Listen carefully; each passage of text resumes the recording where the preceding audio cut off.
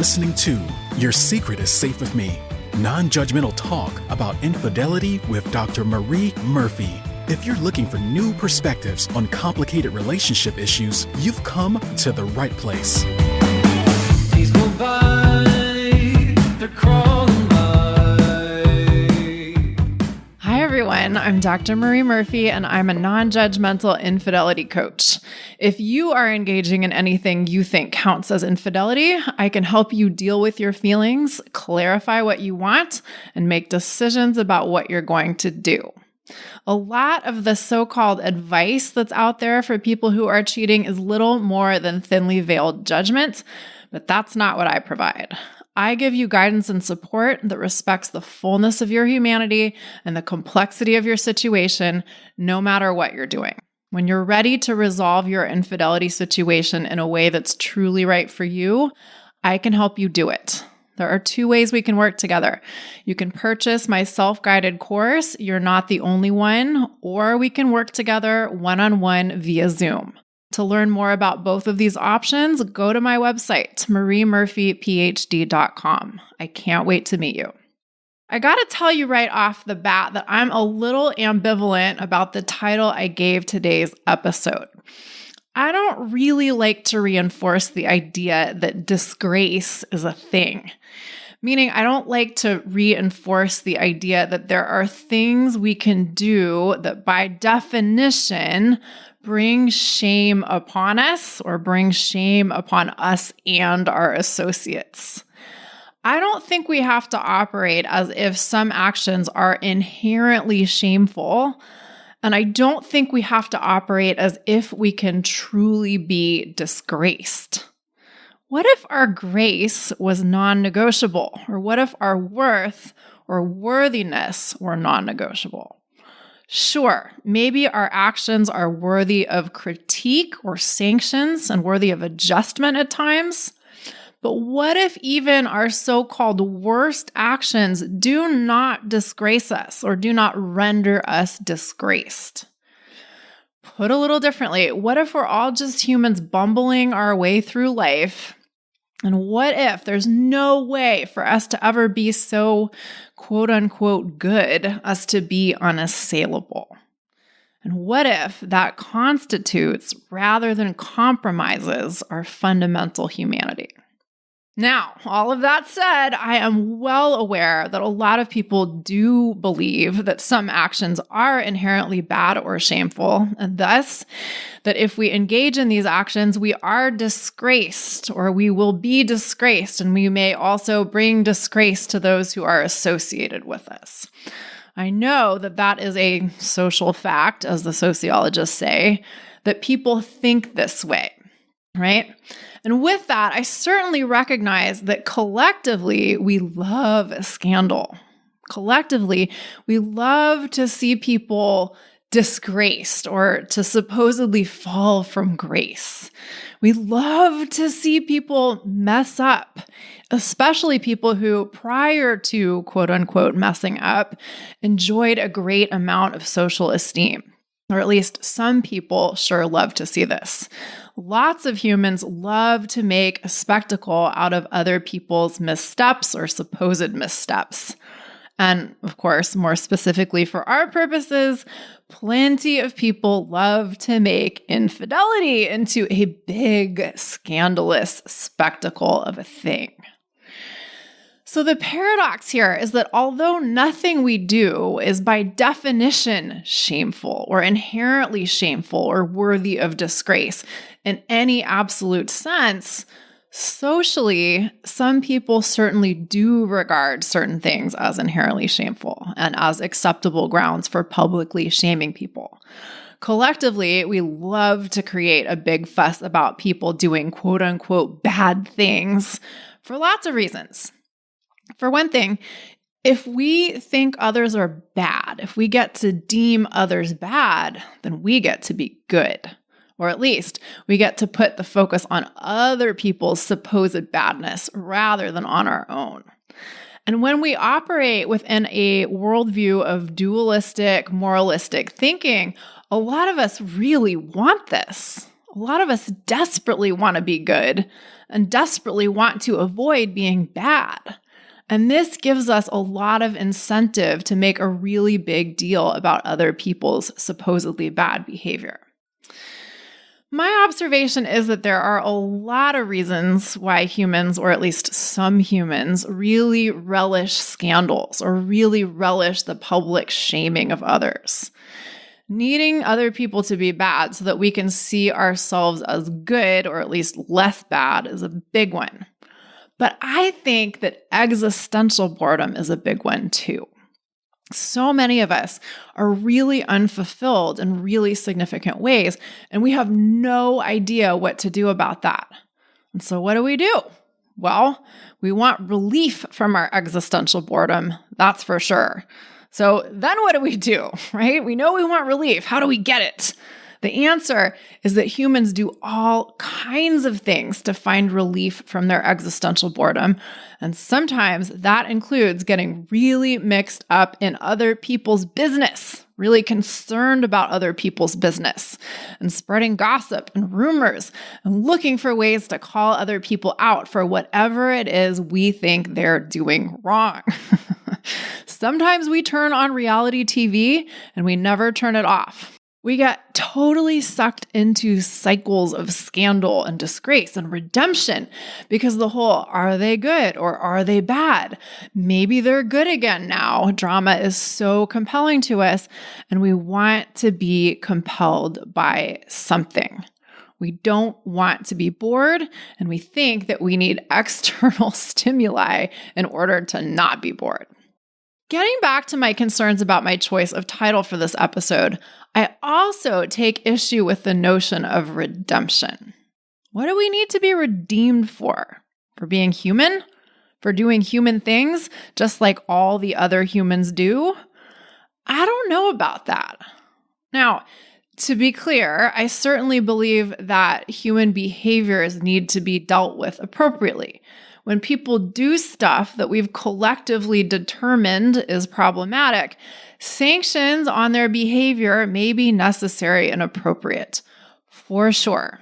I'm not suggesting that we don't need to deal with certain human antics in a structured way. But I am suggesting that we can do that without making a big fuss about how bad the human who engaged in the behavior is. And I am suggesting that we can deal with the things that humans do that we consider problematic without getting into the whole, you did something bad, so now you have to be good to redeem yourself type thinking. Do we sometimes want to change the ways we're behaving? Sure. Do we sometimes want to make amends for things we've done? Yes. But we can do those things without believing that our fundamental okayness or our right to be considered an okay human is on the line. We can deal with people's behavior, whether that's our own or someone else's, without believing that what's at stake is our worthiness of grace or our worthiness of acceptance or our worthiness of belonging. In other words, we can deal with human behavior, even the behaviors we don't really like, without getting into the drama of disgrace and redemption. Now, the reason why I named this podcast episode what I did, despite my reservations, is because I know a lot of people really buy into the idea that some behaviors are inherently bad or shameful and are worthy of disgrace, and that some people buy into the idea that if you have been disgraced, if you've done something disgraceful, you have to redeem yourself if you want to be accepted again or considered acceptable again. So today I want to speak to these ideas, knowing that they're out there while also challenging them. I also want to acknowledge that even if you personally don't buy into the idea that you have to redeem yourself if you do something that other people consider problematic, people you know and care about might buy into this kind of thinking, and you might have to contend with their ideas to some extent. And along those lines, I want to acknowledge that scandal is a thing. Other people turning your experiences into a public spectacle is a thing. And it can be a pretty big deal if you're the object of the scandal. You can also turn your own experiences into a public spectacle if you want to, of course. Let's not forget that that's an option. But today I'm talking more about when you become an object of a scandal and you don't want to be the object of a scandal. And I also want to talk about how you can reclaim your life and reclaim your sense of who you are after being the object of a scandal. And that's what I'm really talking about today when I'm talking about redemption.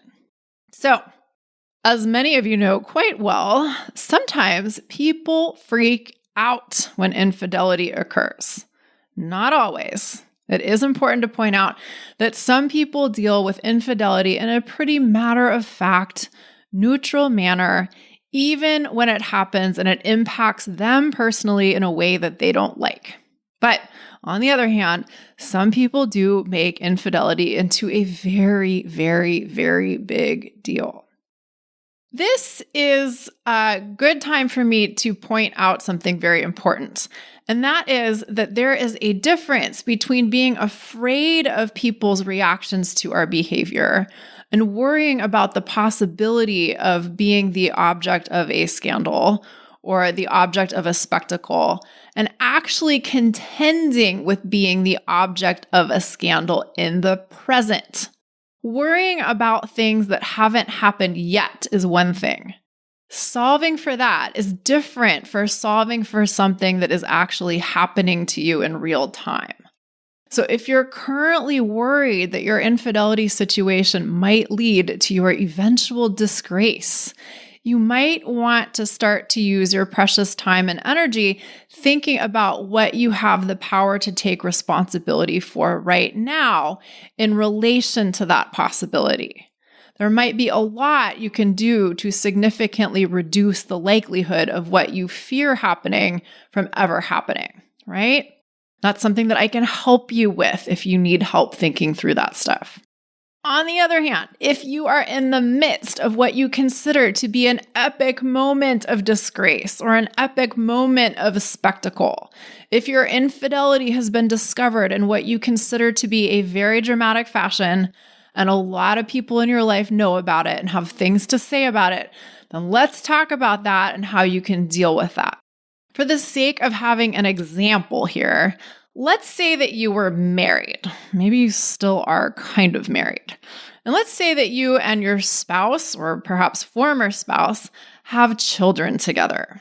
And let's say that one of your children was getting married and their wedding was a very big deal with lots of guests coming in from out of town.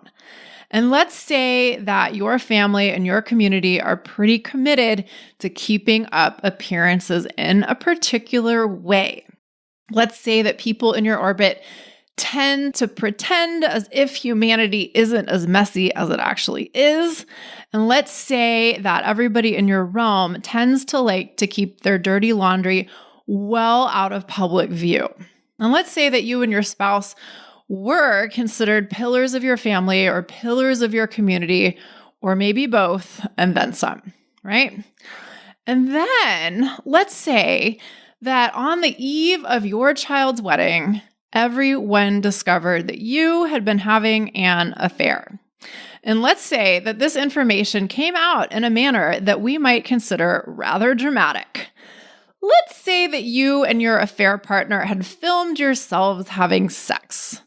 And let's say that you had that video on your phone in a very unhidden place, because you like to look at that video yourself from time to time and you like to have it within easy reach.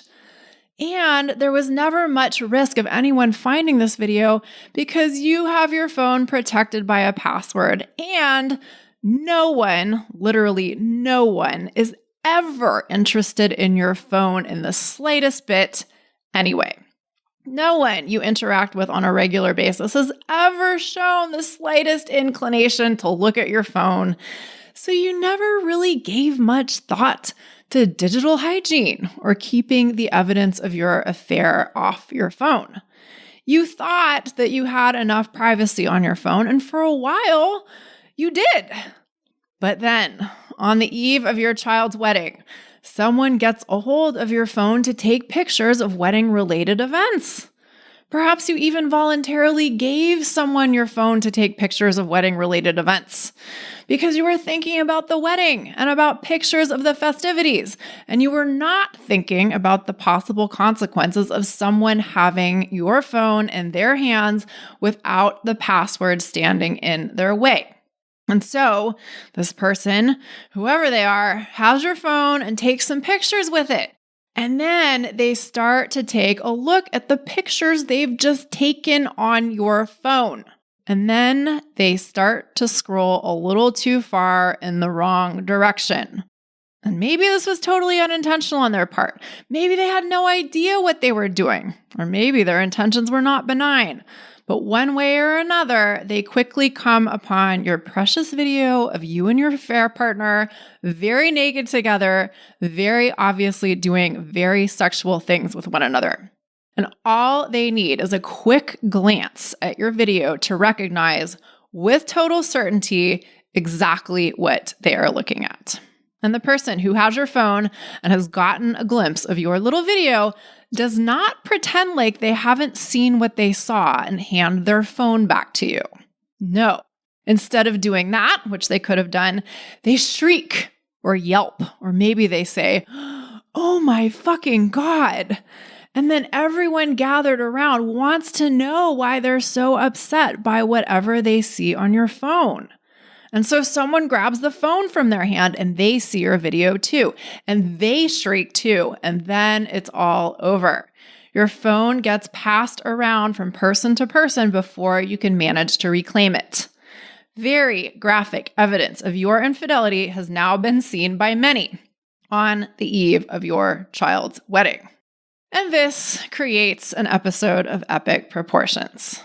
In the short term, everyone who has gathered for your child's wedding hears about what happened, and they all get to be shocked and horrified and perhaps even outraged by what they have discovered. And the whole thing creates quite a stir, both in the very immediate short term and in the longer term. And what you've done gives people layers of reasons to think that they are very justified in being upset with you and very justified in talking about what a bad thing you've done. Not only did you do the very bad thing of cheating on your spouse, the discovery of said cheating marred what was supposed to be a very happy occasion. People sometimes say that your wedding day is supposed to be the happiest day of your life. And now something has happened that quite possibly ensured that whenever anyone thinks of your child's wedding, they will think about the dramatic discovery of your infidelity. And of course, everyone may think that you ruined your own child's wedding. Maybe your child thinks that too, or maybe they don't. But the swarm of commentators think that they are totally right to believe that you have ruined your child's wedding, and they also believe that they're totally within your rights to call you out for being the awful person who you are for having done this. Now, obviously, this is a rather dramatic example. There are lots of other ways that infidelity can be discovered in a dramatic fashion that aren't quite this dramatic. But even so, this example illustrates a few themes and possibilities that are not uncommon. The abrupt discovery of someone's infidelity can happen, and it can become a public event or a semi-public event very quickly and even accidentally. And when that happens, it can become a pretty big, pretty unpleasant deal rather quickly. Yeah. Today, I'm not going to talk much at all about how to deal with the things that happen immediately or very quickly after infidelity is abruptly discovered and made public, other than to simply say, do your best and get some help. If everyone at your child's wedding abruptly finds out that you've been having an affair, you may want to do something in the short term to address the masses. You may want to ask for privacy. You may want to ask everyone to focus on the happy occasion for which they have all gathered. You may want to ask for order, in other words. And you may want to beg your spouse for a reprieve. You may want to ask to just attend to the business at hand, and then you'll deal with your infidelity situation, right? Or you may just want to flee to the nearest international airport without even packing a bag. That's not an unreasonable impulse. Doing our best within a difficult situation can look very different depending on the situation at hand, right? And of course, in addition to doing your best in the moment, get some help as soon as you can. Find someone who can be your advocate within this whole situation. And of course, I am one such source of this kind of help. Now, instead of getting into how you might handle the immediate eruption of a scandal, I'm going to talk a bit about how to deal with your experience of the longer term fallout. After the immediate drama unfolds, how do you deal with people's ongoing reactions? How do you deal with being the object of other people's scrutiny and derision for a while? How do you deal with fallout that lasts for weeks or even months or perhaps even longer, right? The means of dealing with being the object of a scandal includes two parallel practices. I'm not saying that these are the only two practices that you will want to engage in if you are the object of a scandal, but these are two really important ones that go hand in hand. The first of the two practices entails allowing ourselves to be really honest with ourselves about what we think about what has happened. This is very different from attempting to manage what other people think about what has happened. We often think that if other people are upset with us, the solution to that is to convince them to not be upset with us or to beg and plead for forgiveness. That's really one way of trying to convince people not to be upset with us. And attempting to convince other people to think about you in certain ways and not think about you in other ways may not get you anywhere great. Other people may be pretty committed to seeing you as the bad guy, so to speak, or the bad person in the situation. And trying to get them to change their minds simply may not work. Do you have the power to influence what people think? Yes, you certainly might, and we'll talk more about that later. But it's also the case that you may not be able to change people's thinking immediately, or at all. Some people may be very committed to thinking of you as a terrible jerk for being an adulterer and ruining your child's wedding while you were at it, right?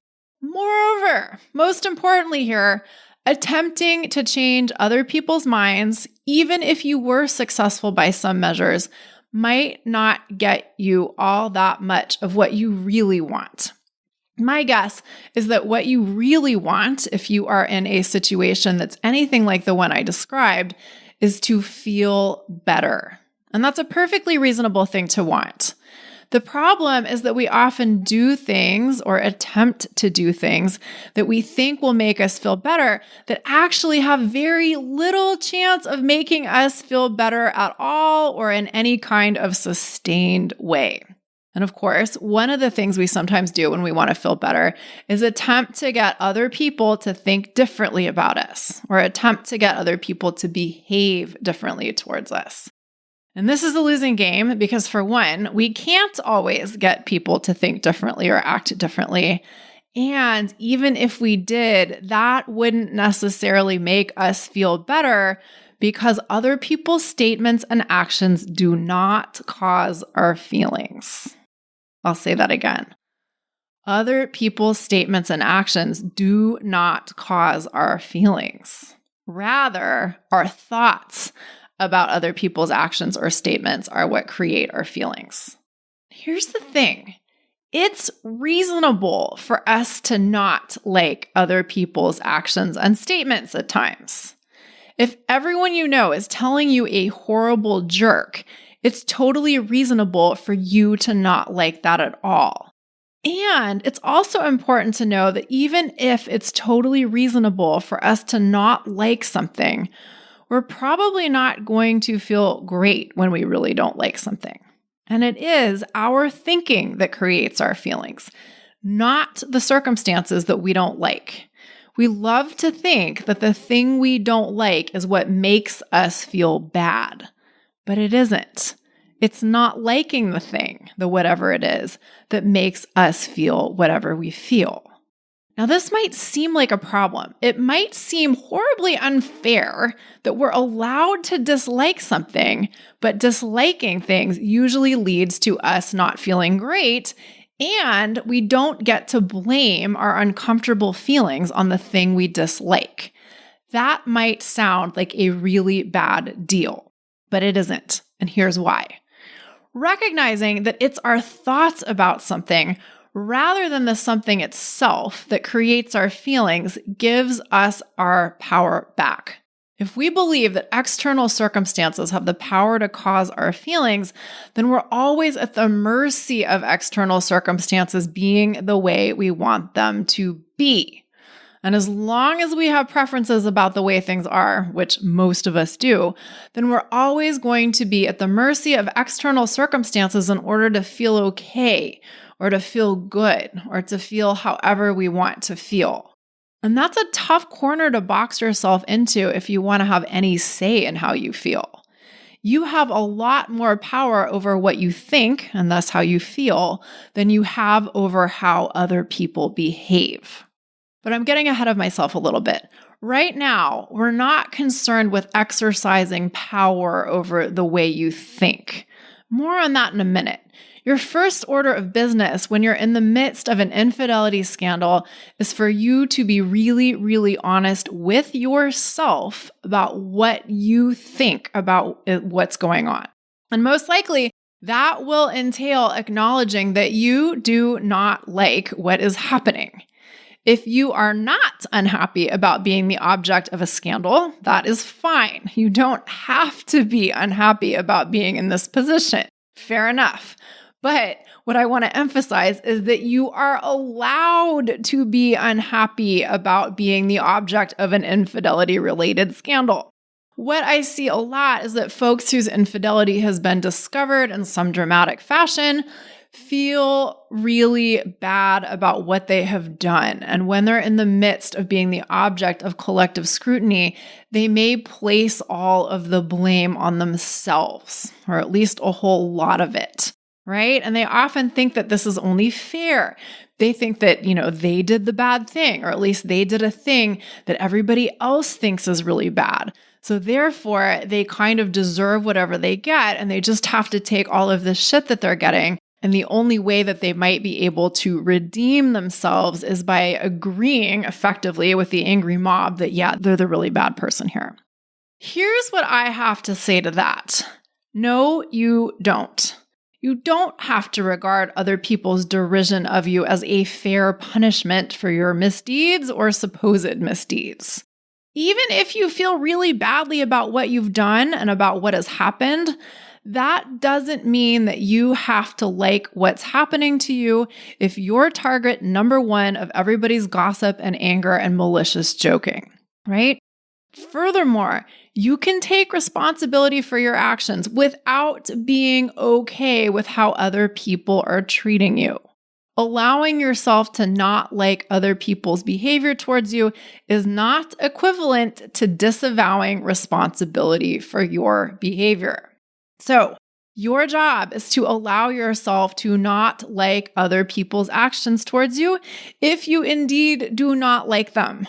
Your job is to allow yourself to be really, really honest with yourself about what you don't like about what is happening. Telling yourself that you don't have the right to not like what is happening might sound noble from a certain angle, but even if it is noble, which is debatable, it isn't going to help you very much. Not allowing yourself to dislike a situation, which you may very much dislike, is only going to make dealing with what is happening harder. See if you can allow yourself to be radically honest with yourself about what exactly you dislike about being the object of an infidelity scandal, and see if you can allow yourself to be honest about exactly how much you dislike it. Get specific, get detailed, write it all down, and be comprehensive in articulating what you don't like about what is going on. All you're doing by letting yourself acknowledge whatever you dislike is telling yourself the truth, or you're telling yourself one set of things that are true. It may also be true that you feel bad about your actions or some of your actions, and that's fine. That can be true too, but we're not focused on that right now. If you're the object of a scandal and you don't like that, allow yourself to be really comprehensively honest about what you don't like about that. And I will tell you that doing this may not feel good. This isn't an instant fix in and of itself. Acknowledging what we don't like, perhaps especially when we're acknowledging what we don't like about the way other people have treated us or are treating us, can feel pretty terrible. There are lots of reasons for this, and in a sense, the reasons don't really matter, but in another sense, they kind of do. And to that effect, one of the reasons why it often feels terrible to acknowledge that we don't like the way other people have treated us is because we believe, perhaps subconsciously, perhaps a little more consciously, that if other people have treated us badly, it must be because we deserve it. And we must deserve it because there's something really wrong with us, or we did do something that was really bad, right? And believing that there's something wrong with us, or believing that we really have done something that's really bad and that everyone knows it, usually feels awful. Why wouldn't it? When we're totally enmeshed in dualistic, good versus bad, right versus wrong understandings of the world, we tend to really want to be good, and we tend to really want to not be bad. And the idea that we might be bad and that other people know that we're bad can seem like our worst nightmare has officially come true. However, thinking that we might be bad doesn't mean that we actually are bad. You have the opportunity to recognize that thought as a thought. You have the opportunity to recognize that thinking you might be really bad doesn't mean that it's true that you actually are really bad. But here's the irony. Simply acknowledging that you are entertaining the thought that you might be really bad can feel really terrible. Here's the deal though. Acknowledging the thoughts that cause us the most pain is the only way to alleviate that pain. Trying to avoid the thoughts that create our suffering does not help us ease our suffering.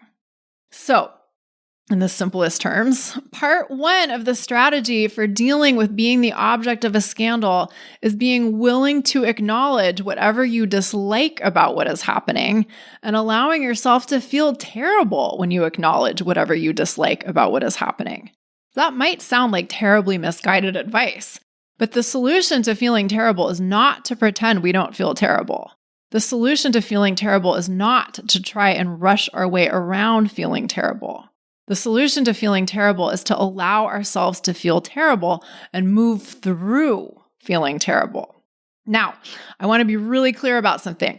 There is definitely a way to skillfully deal with feeling terrible, and that's something I teach you how to do if we work together one-on-one, or if you purchase my self-guided course, which is called You're Not the Only One. I'm not suggesting that you should just subject yourself to feeling terrible without having any tools for navigating the experience of feeling terrible, right? I'm not telling you to take on something that you don't know how to handle and that you feel incredibly challenged by. I highly recommend that you work with me if you want to learn how to deal with your most challenging emotions in a skillful way. Because the only way to move through our most uncomfortable emotions is to relate to them skillfully. It's not to pretend like they don't exist. It's not to avoid them. It's not to attempt to minimize them. And it's not to try to get other people to change their behavior so that we get to feel better. This is where a really interesting point comes in. Sometimes people are like, well, what's the point of being honest with myself about my feelings? I want to tell other people about my feelings. The point of being honest with yourself about your feelings is that you actually give yourself the opportunity to acknowledge what's true for you and then deal with what's true for you. When you tell other people about what you feel, they might not care. right? I mean, it's possible that they'll care. Hopefully they'll care, but they may not. And moreover, even if they do care, that's not the solution for you. Of course, it's nice to have people respond to you in the way you want to be responded to.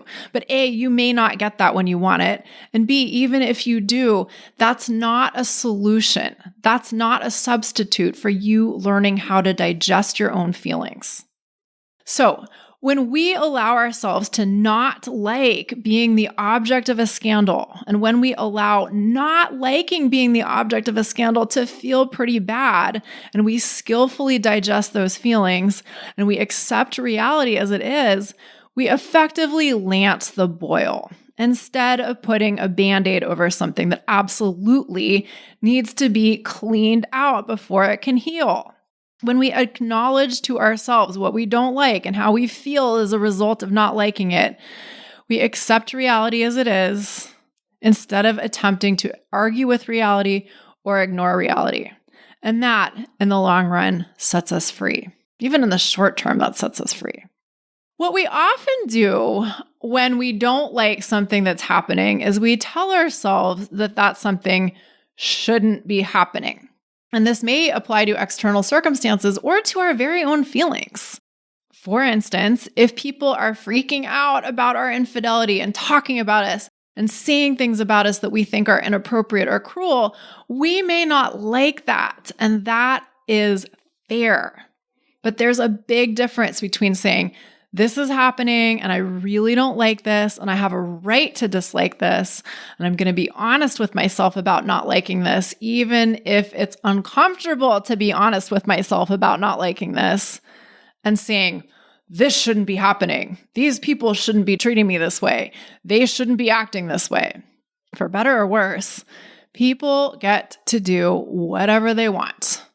People can and do engage in all kinds of behaviors that might reasonably be considered less than great.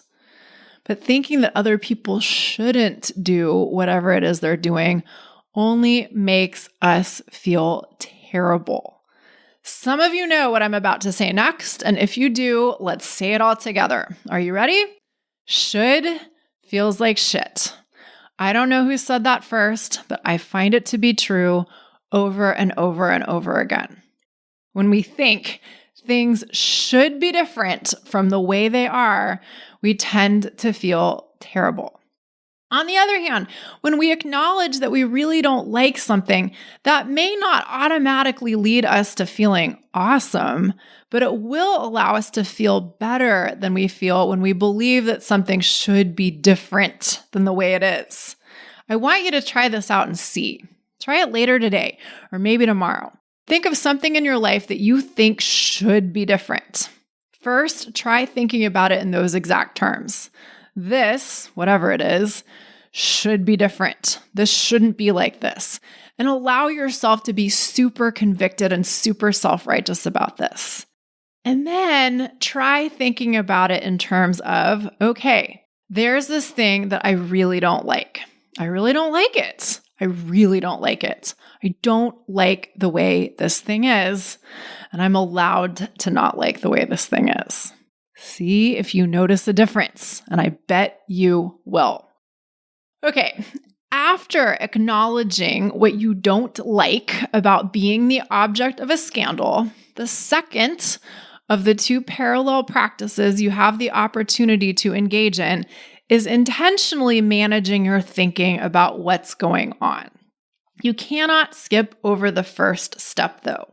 I say that the two practices I'm talking about today are parallel practices because it's unlikely that you'll do the first thing once and then never have to do it again. But if you're going to do the second thing successfully, you're going to have to do the first thing first, at least some of the time.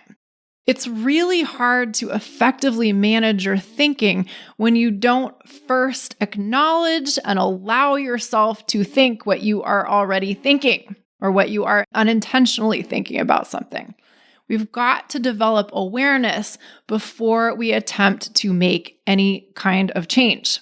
You're going to have plenty of unintentional thoughts about the scandal that you're the object of, right? which may be something along the lines of, oh my God, this whole thing is so terrible. Or, oh my God, I want to crawl under a rock and die. Or, oh my God, I must be a horrible person. Or, this ordeal is never going to end. Or, these people are total fuckers. And having thoughts like these is only natural. You can deal with these thoughts intentionally, even if they come to you unintentionally. And that's something that you may not know how to do yet, but that is something that I can teach you how to do. One of the big emphases of my work as a coach is helping you learn how to deal with your mind and deal with your own thoughts in a more conscious and deliberate way. Doing this is incredibly beneficial, but most of us never learn how to do this. And that's tragic, but it's something we can change. It is never too late to start learning how to intentionally relate to your own mind and your own thinking. So, intentionally managing your thinking about being the object of a scandal entails dealing with your knee-jerk thoughts about what is happening in an intentional, deliberate way. It also entails deciding what you want to think on purpose about the whole scandal situation. And for today's purposes, I'm going to focus on the latter. I'm going to talk about deciding on purpose what you want to think about your whole scandal situation. There may be multiple facets of your scandal situation that you will want to think intentionally about.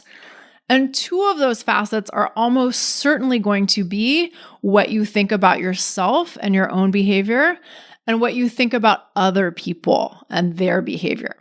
I'll say a little bit about both of those aspects of your situation right now, or I'll say a little bit about thinking intentionally about both of those aspects of your situation. If you are the object of an infidelity scandal and you don't like the way other people are behaving towards you, that is fair enough.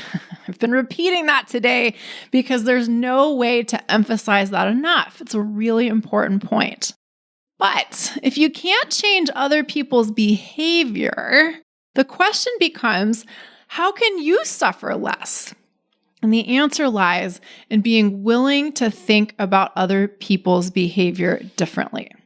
By thinking about other people's behavior differently, you aren't letting anyone off the hook for being assholes. That isn't the point, right? Nor is it the point to tell yourself that you aren't really bothered by other people's behavior that you don't like. If that simply isn't true, trying to tell yourself that will not help you at all.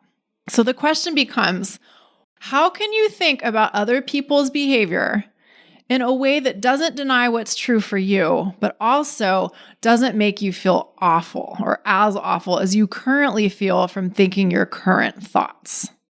So here's one answer to that question. What might you want to think intentionally about other people's behavior? Well, it might be helpful to take notice of the fact that humans love a scandal. You might want to consider what I said earlier in the episode about humans and their existential boredom. You might want to think about examples of very public infidelity scandals.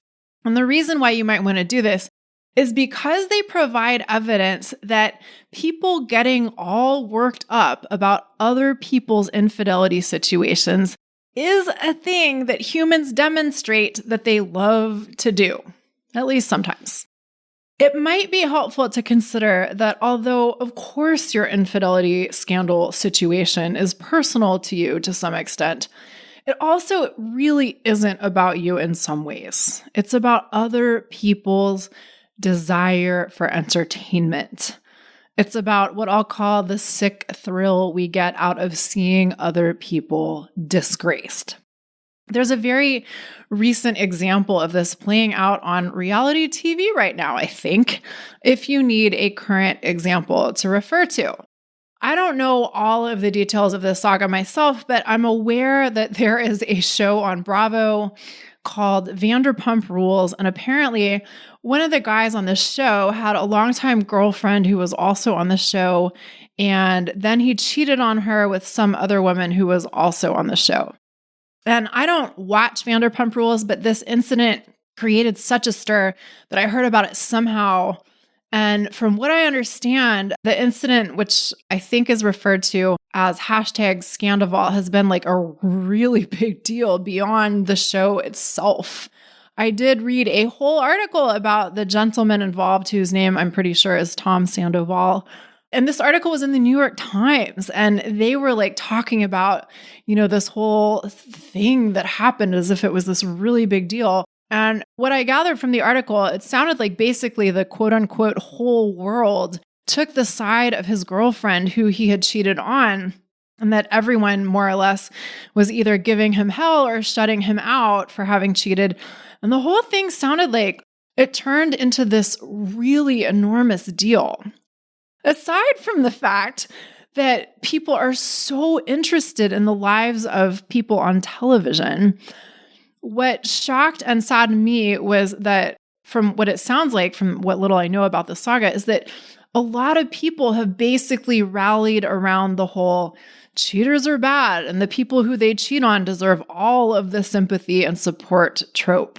I would have liked to think that in this day and age, on a network like Bravo, there might be a more nuanced response to this guy's cheating, but apparently not.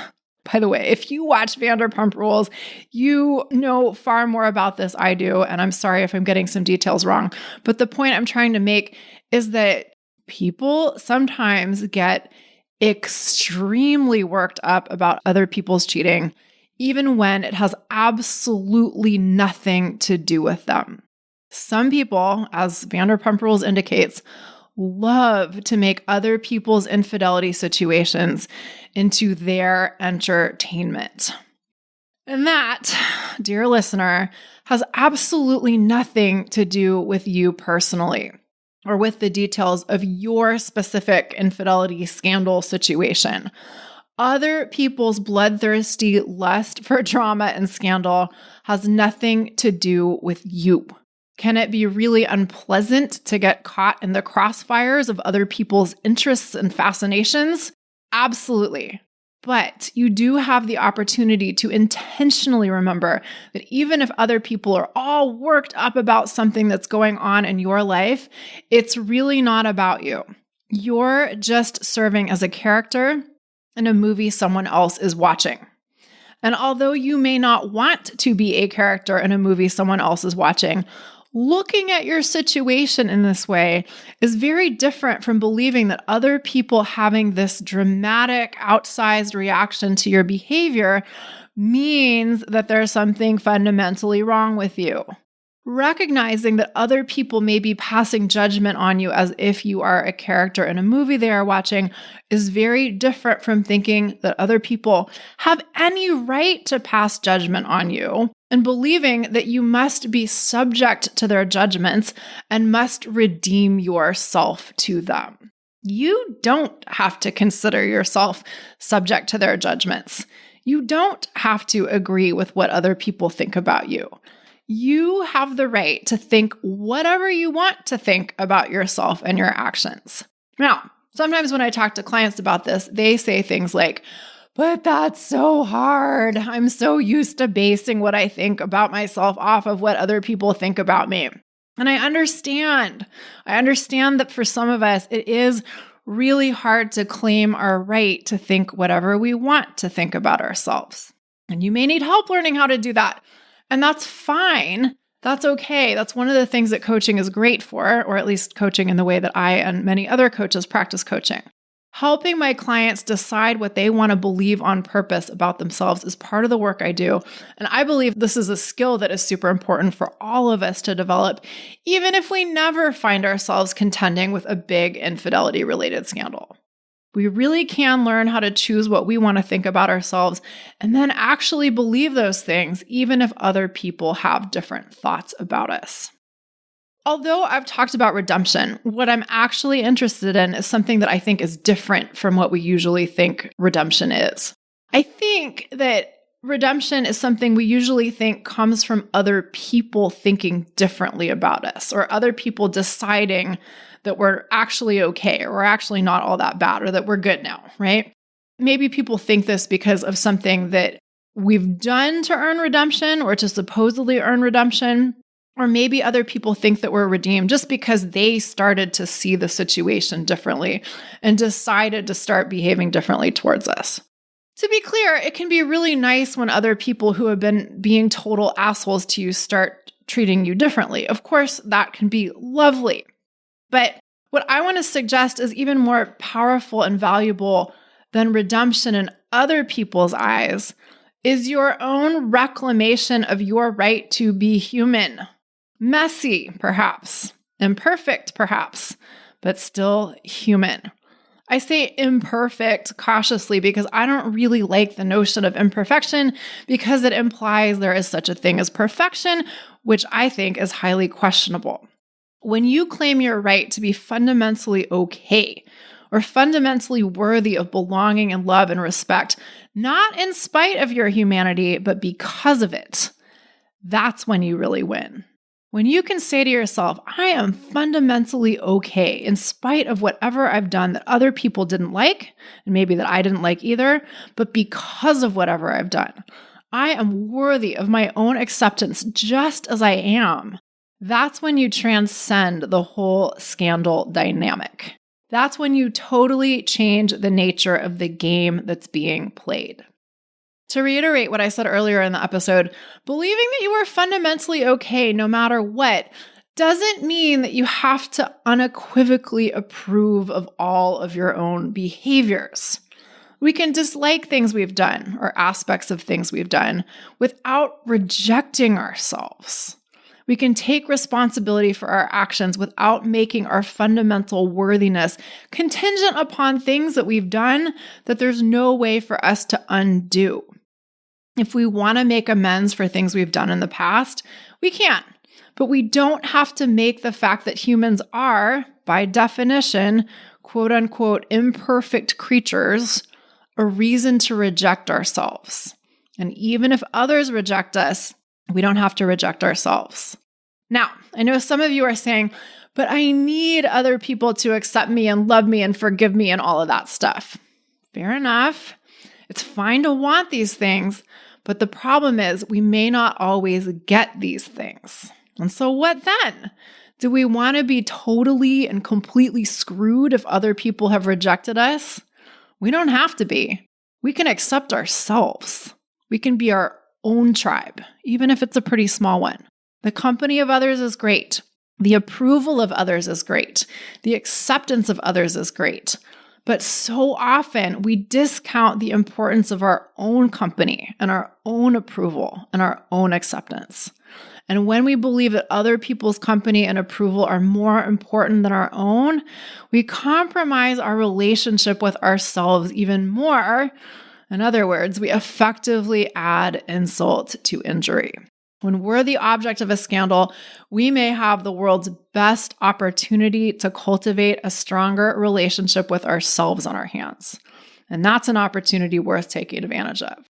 And interestingly, it's often when we do the sometimes very challenging work of accepting ourselves when we've done something that others consider disgraceful, that other people start to see us differently. When we accept ourselves as the quote-unquote imperfect humans that we are, when we declare ourselves that we are worthy of love and acceptance, not in spite of what we've done, but because of it, that message kind of emanates from us. Or, in more concrete terms, when we show other people how we expect to be treated through the way we treat ourselves, they often take the cues we give them. There is a great example of this out there for you to access and enjoy that has nothing to do with infidelity. There's a Milli Vanilli documentary that came out last year in 2023 that illustrates what I'm talking about beautifully. I'm not going to say too much more for the sake of not wanting to spoil the experience, but let's just say the film touches on a lot of what I've talked about today, perhaps especially this last point. So you should totally go and watch it. Now, having said all of this, I want to make it clear that if you are the object of an infidelity-related scandal and you're having a tough time, you may want to invest in some support. Listening to this podcast may be helpful, and of course, I certainly hope it's helpful. But you may need more than just this podcast to weather the storm you're in the midst of.